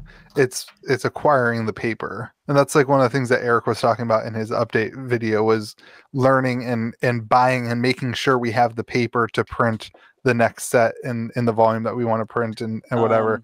Like, I think for a game like Lorcana, that again is not an indie TCG. It's not a small. They're not trying to get 20,000 boxes worth or 50,000 boxes worth of paper. They're trying to get hundreds of thousands of boxes worth of paper, and the printer time to print that. They have a big task. It's just a wild world where I agree with your point. It's a great point. But every week you've told me how not successful Lorcana is, and yet for set 3, they're attempting to print hundreds of thousands of boxes because that's what the community wants. Get it, Josh. I agree with you. Welcome to Team Lorcana is GOAT. But to say that and say Lorcana's not a smashing success is a wild. When did I say that Lorcana wasn't a smashing success? The last year and a half. I have every week told you this has smashed it out of the park. Been by all observable metrics, the best success we've seen in TCGs in the last year by far. Ever. You said, I don't know if I'd go and call it a ridiculous success. I don't know if I'd call it a smashing success. You say that every week. You said it to me every week. I have said every week that they way undercut the demand. So say they're an outrageous success. You know what? Well, you're right. Just say it right now. Lorcana, as it sits today, outrageous success. No, it's not. When did I say that? Right now. It is not an outrageous success until they can adequately measure the demand and print to it and manage the expectations of the consumers.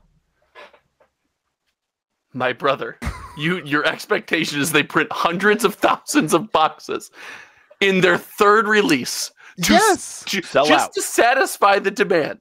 Yeah, they have a ton of enthusiasts, man. All the enthusiasts. Don't try. Listen, I love you trying to pivot on that one. It's gonna work. Good try though. That's insane. If any other game, if we're like they underprinted, they need hundreds of thousands of boxes. Let's say Sorcery by set 3 needs hundreds of thousands of boxes. So I go back to what we talked about last week. This is my point of what we talked about last week. I don't know that it's possible for them to figure out, because as you increase the supply, the demand goes down. People want the boxes right now because it's the hot thing, because it's impossible to get. That drives a ton of demand. And as soon as you match or figure out where that demand is, all of a sudden the demand drops because you lose the speculators, the investors, the people who are just flipping and like that kind of market. The speculator enthusiasts. Conversely, you have also said that you have had people cancel orders because if I can't get my hands on product, why am I doing it anyway? So by not printing enough boxes, you're losing those people. But by your own words, I'm so confused.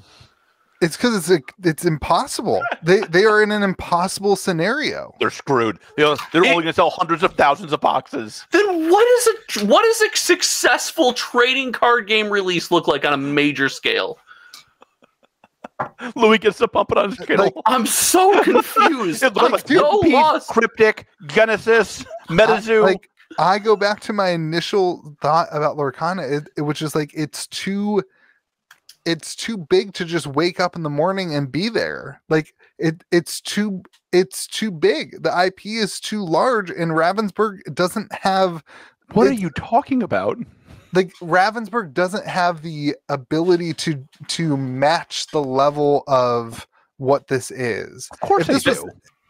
To this point, what gives you any evidence that they have the ability to do what they need to do? They have hundreds of stores signed up. They have to this point that's been true. They have sold more boxes than any other new TCG, if you don't want to say indie. Like they've sold But what the market?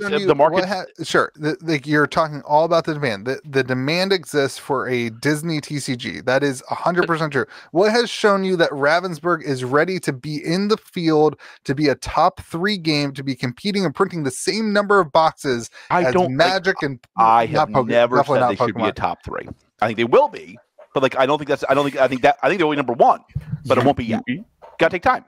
Let's talk about demand. Is the demand for Lorcana right now as it sits, is it higher or lower than the demand for Yu-Gi-Oh? The amount of boxes that you should be printing?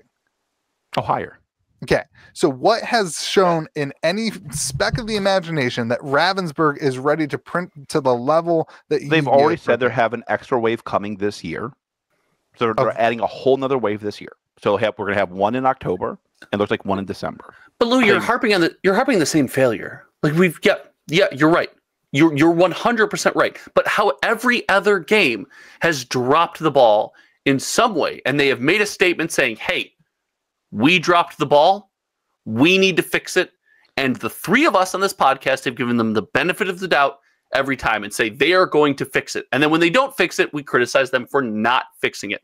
They have put the line in the sand here. They've said, listen, we know printer time and logistics some of it's an impossible problem. But set 3, we are getting there. And you yourself said set 3, they need to print hundreds of thousands of boxes. If set 3, if I get the same allocations for set 3 as I did for set 1, it's a problem.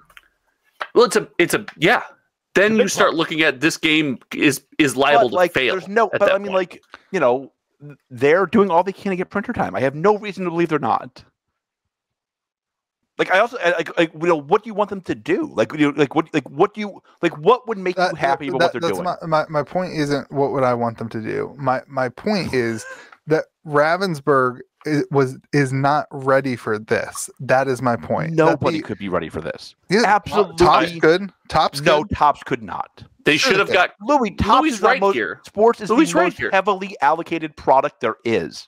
Louis right here. They should have got closer and they didn't. But what tells you they're not capable of learning? What tells you they're not capable of changing the model and growing as a company? What evidence do you have that says they're not capable of that? That they can't solve an impossible logistics problem? I think that is fair. And I think that if they can get through this, then they will be able to handle most things. But if if they get through this, would you put any money on them not getting through this at all? Yeah, I would. How much? So because I'll take whatever money you're willing to put on them not getting through. The bet that you're making is an impossible thing to figure out the winner on. Like it's an impossible bet. Well, I think it's like what? So what are you saying? So here's the evidence that I see against Ravensburg not being ready. They undercut the demand of. I guess I love you can't get their name right still, by the way, but continue. Whatever. They undercut the supply by burger. I like burgers. By a ridiculous amount. Like the amount that they missed their supply tells me that they didn't understand what they were getting into in any shape of the imagination. The fact that they don't have any shrink wrap on boxes, that there's no tamper-proof seal on boxes, that you can literally just take out packs, tells me that they don't understand. Again, I go back to the first week. We all got into this debacle and this argument. They don't understand the TCG environment compared to a board game company and whatever. And the third one is the OP stuff. The like. What evidence do you have that has affected the product? All those things are bad. What evidence do you have that there's... Dude, the evidence is sitting in store and watching player count dwindle from the first week. We have 25, 30 people excited about the game. The next week, 25, 30 people excited about the game. And now nobody can get product. Nobody can get stuff in their hands. They're frustrated that they can't even buy product on the internet for expanded prices. They can't even buy the cards because everything is just not like... The ecosystem that they are creating is so non-sustainable that now there's 6 people showing up. And when you reach out, then you have people calling and canceling their pre-orders because they don't want to. Say the other half. Say the other half of that. You have people canceling their pre-orders, and then you're telling people off that who instantly want those pre-orders, and you're saying, no, I can't do that because there's too long of a line. Right. Like, so that's just disingenuous. And we also said earlier, because when you leave out this, because you left out the second half of the statement. There's no second half. The reason that there are people there because there was no allocation. Because there was they're still there. They're still there. They could also leave. There is still a net negative number. There's still a lesser amount of people in my store interested in Lorcana because of this situation. There is a net negative number. 35 people interested. Now there's less. There's the net negative number of people for any TCG after its release of every game. There's a net negative number of sorcery sales, of magic sales, of Pokemon sales post-release. There's a net negative number of people coming into your store to draft the latest set after release on every single game. And we just said this game caters to people casually playing. They're casually playing. That's what they're doing. We said that's what you need to do if you want to be a successful game, and they're doing it. I don't get it. It doesn't make any sense to me. Okay. You can shut down all you want and do your little thing. We just disagree that Ravensburg is ready. Ravensburger, whatever they are. That is not what we disagree about. We disagree. I'm calling Lorcana outstanding success. Think Ravensburger. I also, same vein, think Ravensburger continuously dropped the ball, kept fumbling, and has made several mistakes along the way. So let's talk about what I think would be an outstanding success. Okay. Like to call something an outstanding success doesn't just mean that you printed less boxes than your demand is, and so box prices are going nuts and everybody wants it. Like, frankly, like any TCG can do that. We saw it in the pandemic. We saw TCGs that became successful in the pandemic, and anybody can do it. We saw it, right? Like, I think we've also seen none of it since the pandemic. Right, but we've never seen Disney come out with a TCG. Like, I just don't see that being a success equals that box prices are expensive. That's not why they're successful. Nobody's used that example. That's not what anybody has brought up. Show me what has been successful about this release. Help me understand why you say that this release has been a stunning success, an amazing because success. you have a line. Product is through the roof because there's hundreds of thousands of people every week, new and old TCG fans. Josh, I think you're frozen. Nope, sorry, maybe you're back. Yep, sorry, I might have froze. Yeah, like we've seen them bring in new players. We've seen them bring in kids. We've seen them bring in old fogies like me who just love Disney. We've seen them find a niche in the market that others have not found, which is why the demand is through the roof. And like, we all get it. We all wish there was more supply. God knows I do. God knows you do. But they'll get there. And there's like, and also like, Louis, like they're one of the only companies to like take it on the chin and be like, yeah, I messed up. I should have like put in more boxes. I should have like done this different. Compare that to some of the other indie TCGs that we've covered. They would never admit to that kind of mistake. In fact, they like fought against it tooth and nail. Sure. They banned people for speculating on like print runs. Like, you know, like they're saying we messed up. We're going to fix it. And it's our bad. Like, to me, that goes a long way. It goes a long way. Like you're like, I gotta get better at this. I'd much rather bet on somebody who knows they've made a mistake and admits it than somebody who's like, no, I'm perfect, infallible. I agree with all that. Again, I'm just saying like that. In my opinion, that's not what I would verb as a outstanding success. Perfect. I didn't say it was a perfect release. Of course, not a perfect release. No release is perfect. But man, that's a pretty good release. And we're getting a wave this month, and we're getting a wave maybe next month, maybe the month after. Like, we have been kinder to far inferior releases. Yes. I mean, that's fair. But like we've called other things a success. The fact that you sit on this line where you're not willing to call. I have said that this is way more successful than I thought it was going to be.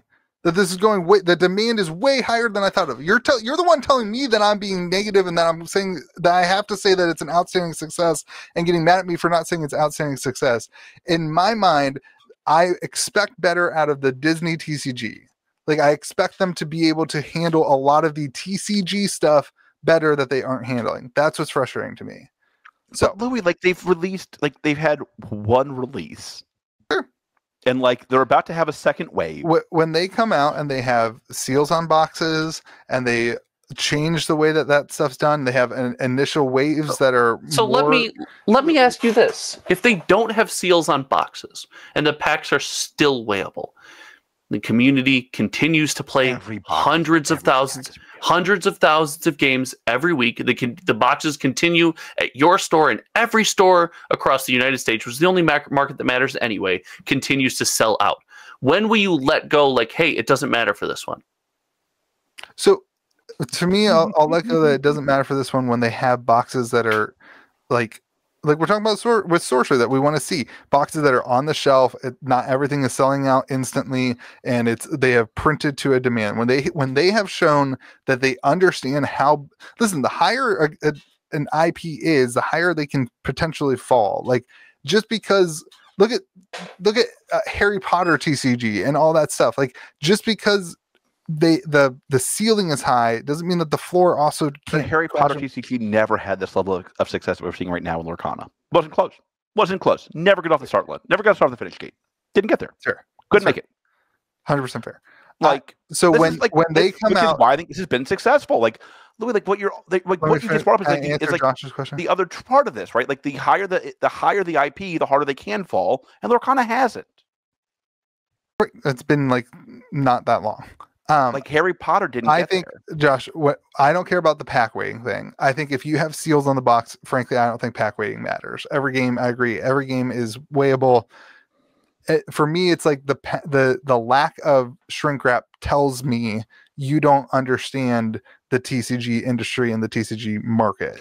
Like that's what it tells me when you have a lack of shrink wrap and care in your packaging that prevents what is always been an issue in the world of TCGs. It's not new. And for you and me, we agree. We agree on that. But can you also concede 90% of the people that have put one of these in a pack or a box or something in their home clearly don't care? This goes back to the 80-20 rule with me. Like, yeah, I agree with you that a large percentage of the people don't care, but that percentage of people spends 20% of the money. They spend way less percentage of money than the 20% that spend the highest amount of money in the industry. Then how come the demand is so high? Then how come boxes are expensive? How come tons of boxes are selling on TCG Player? If that's true, like how come we don't see the problems in the market that you're saying? Again, I go to supply and demand. There's not nearly enough supply, but we have seen cover the demand that is astronomically higher than the supply. But we have seen a ton of boxes sell on TCG Player. Tons of boxes sold on TCG Player. Tons. Okay. And why don't they have that? Like clearly the market is saying I don't have the same problems that Louis has because I'm willing to buy the boxes. I'm willing to buy them. Right? Like the market has spoken. Sure. So like the 80-20 rule doesn't seem to hold up on that case because the market's saying I don't really care that much. I just want my Lorcana cards. I think it'll be the further conversation that we have on this will be when supply meets the demand. That's going to dictate whether or not this is. What would you look for when supply meets demand? Like what will you look for? Like what will be a success then? Continued growth of the player base, and which we can't really evaluate because they don't have an online client or the ability to track their number of actual players playing their game. Hopefully by then they will have that. Growth of players, growth of singles going up and down and moving around in value. If stores buy singles, if stores buy lists, that kind of stuff, like that all shows demand and that people are actually picking up the cards and buying things. Right now you have a vacuum of nothingness of which people can just buy cards. You can go on TCG Player right now and buy 20 cards and the card goes from $5 to $30, and then all of a sudden when somebody who's sitting in an LGS, in my LGS, and they want to build a deck and they get spanked by the person across from them who has more money than them and has been buying cards, they get on TCG Player and they buy the card. They don't know any better. They haven't been in the ecosystem that long. But once you have enough cards to filter out the demand where people can't just buy up stuff and instantly make things worth more money, like that's the type of stuff that says a success. You want it to be in a Magic the Gathering ecosystem. And for that to happen, they have to vastly overprint their demand. Like, so if they get to this next set, if they get to set 3 and they overprint their demand, all we're going to hear is like, see, told you the interest wasn't there. It wasn't there. Like, I don't think there's a successful win here. I don't think there's a scenario where this goes for the next 1.5 to 2 years, and you and I are friends and we're talking, which, by the way, people in this podcast need to remember, we are friends. Like, we argue about these things, but I love this, man. We are friend enthusiasts. Shut up, George. I was talking to my friend. I'm definitely an enthusiast. Shut up, George. I was talking to my friend. Okay, now we're not friends anymore. None of us are friends anymore. But the point is, I don't think there's any scenario that plays out where there's not something going on, because that's why we have a podcast where you're able to say, oh, now it's not successful because of this. That's all. I think you've been a lot more lenient for a lot less impactful reasons. 100%. Right? I have been way more lenient on a 500 player cryptic than I am on a Lorcana massive IP. But it's not look at the Harry Potter example. This could have come out and been a 500 player cryptic. It could have been exactly that. Yeah, I knew better. Not. Don't worry, baby. And it's not. But Josh, this is where I feel like I have to be on the defensive all the time, because I have said everything that you're saying. Like, I have told you that the gameplay is way more fun than I ever thought it was going to be, and that it is a fun game to play, and it's a blast. I have told you that it sells like crazy at the store, and people keep coming in and asking. I told you we had a Friday Night Magic that we didn't fire Friday Night Magic because people wanted to play Lorcana that week. Yep. Like, I agree with all these things, but to me that's not what makes it a smashing success. For me, the smashing success is like it's sustainable and it's growing and it's able to like to. And so there's no way. I'm not saying that there's no way. So wait, hold on. So there's no way a first box could be a smashing success then, right? Because you can't sustain. It's your first box. I think without having the understanding of what's happening next, it's not fair to say that Lorcana is a smashing success. They've got set 2. They've started spoil set 2. They've got set 2 dates. Yeah, but George, we already know that they haven't fixed the problem for set 2, and your answer to everything is just, "Oh, okay, it'll be better in set 3, and I'll be." We don't know that. We don't. But released one in a bubble. That's what we're basing this entire conversation on. Is the Deer Kingdom games? We're not going to be able to do set 2 for you. You're going to have it on set 3. That's what this entire conversation. No, I think like the wrapping problem. I mean, like, listen, like, they're very clear that they need more printing time. Like, the printing time takes time. Let's look at set 1 in a bubble then, because again, we talk about successful set by set, right? Mm-hmm. This set could have come out, been a Harry Potter, had 500 enthusiasts. You know what? That's fine. Screw you. I'll lean in. Could have had 500 enthusiasts, and then the game absolutely flopped. It didn't. In fact, it did so well that it blew so far and above that it was like, oh my gosh, this product is near impossible to come by. Yeah. Right? If we can't say, hey, knowing what the floor was, we've seen Disney TCGs just be the worst experience ever and everyone be like, no, screw this, I'm out. And where we are now, if we can't call this a smashing success, any game, if it comes out and takes over a Friday Night Magic, I'm like, man, that's pretty good. Then I don't know what we're doing. That's where call it a smashing success. I have no problem with you calling it a smashing success. I just am not calling it a smashing success. Like that's where I am. So it's a wild, wild world you and I live in, and I love you, buddy. What a time to be alive. Lorcana is GOAT. The best part is everyone who watches this podcast hates Lorcana because it breaks all the regular TCG rules. It's so funny. It's like, I think that's 100% true right now. Well, like it's the Taylor problem, right? Haters gonna hate. The question I think that you and I disagree with is I don't think that they can continue to be unlike every other TCG in 6 months when they have enough boxes. They can't forever. They get a runway. But I think the reason that they can be unlike every other TCG is because it's Disney and there's not enough boxes, and that those two things alone are enough for it to go crazy. Boxes won't always be $300. 100% not. They're going to be MSRP sooner rather than later. I'm 100% on that camp. The question has to be. A question mark on that is if they can't get enough boxes printed for set 1, and they can't get enough boxes printed for set 2, and they can't get enough boxes printed for set 3, on set 4, are you really like going back in time and being like, hey, we need to print a bunch more box 1? Or are you just focusing, because you have set 5 and 6 that you're spoiling? Well, One Piece 1 still gets reprinted. It's the opposite. It's the opposite problem that Sorcery has. You probably have don't. More product coming.